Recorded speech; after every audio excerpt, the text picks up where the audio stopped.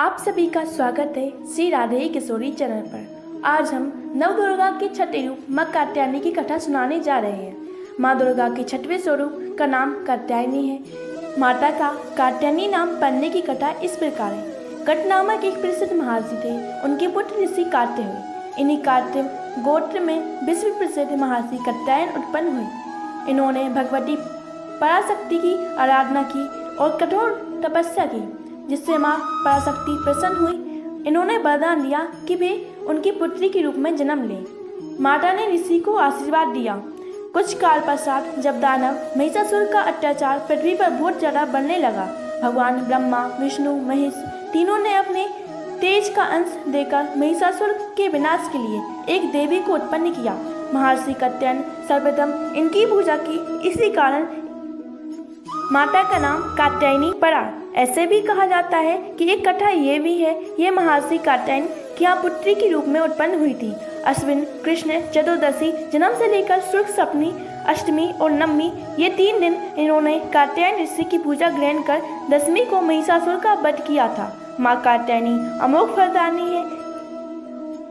भगवान श्री कृष्ण को पति रूप में पाने के लिए ब्रज गोपियों इनकी पूजा कालिंदी यमुना के तट पर की थी। ये ब्रज मंदिर की अरिष्टधात्री देवी के रूप में प्रतिष्ठित है। इनका स्वरूप अत्यंत ही भव्य और दिव्य है। इनका वर्ण स्वर्ण के समान चमकीला और भास्कर है।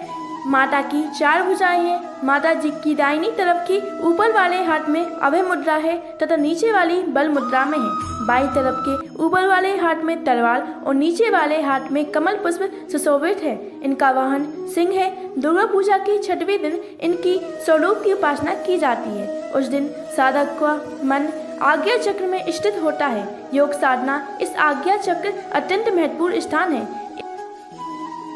इस चक्र में स्थित मत वाला साधक माँ कात्यायनी के चरणों में सर्वस्व निछावर कर देता है। परिपूर्ण आत्मा दान करने वाले ऐसे भक्त को सहज भाव से माँ कात्यायनी के दर्शन प्राप्त होते हैं। माँ कात्यायनी भक्ति और उपासना मनुष्य को बड़ी सरलता से अर्थ, धर्म, काम, मोक्ष चारों फलों की प्राप्ति हो जाती है। वह इस लोक में स्थित रहकर अलौकिक तेज और प्रभाव से युक्त हो जाता है। उसके रोग और शोक, संताप, भय आदि सर्वदा नष्ट हो जाते हैं। जन्म जन्मांतर के पापों का नाश हो जाता है और वह मोक्ष का अधिकारी हो जाता है।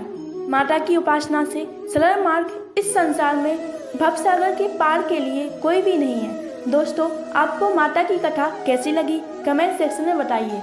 कमेंट सेक्शन में जय माता दी लिखना भी मत भूलिए। राधे राधे।